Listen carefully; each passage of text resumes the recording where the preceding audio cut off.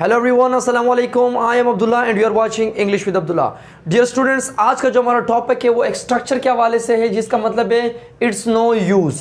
अब इस टॉपिक में हम डिस्कस करने जा रहे हैं कि इट्स नो यूज़ का मतलब क्या है, सेंटेंस के अंदर किस तरह इस्तेमाल होता है।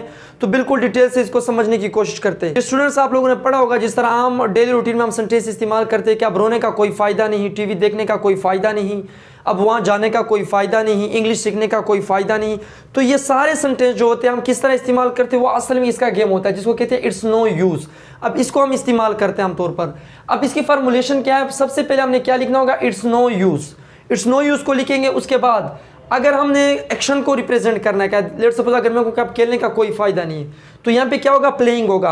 अगर मैं कहूँ कि रोने का कोई फ़ायदा नहीं तो यहाँ पे क्या होगा, वीपिंग होगा।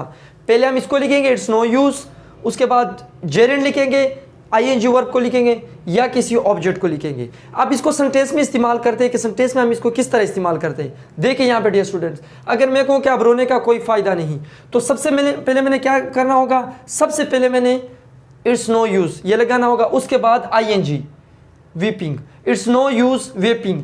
अब मैंने ये दूर दूर लिखा है, दूर दूर मैंने इसलिए लिखा है ताकि आप लोग इसको अच्छी तरह समझें। इट्स नो यूज़ वीपिंग, अब रोने का कोई फ़ायदा नहीं।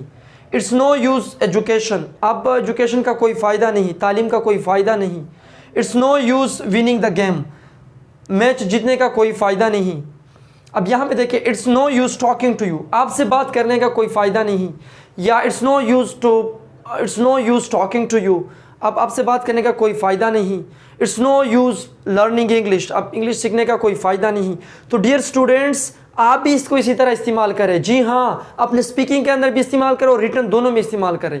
तो आई होप सो कि आप लोगों को ये लेक्चर अच्छा लगा होगा। मिलते हैं अगले लेक्चर में। टिल देन टेक केयर, अल्लाह हाफिज़, थैंक यू सो मच।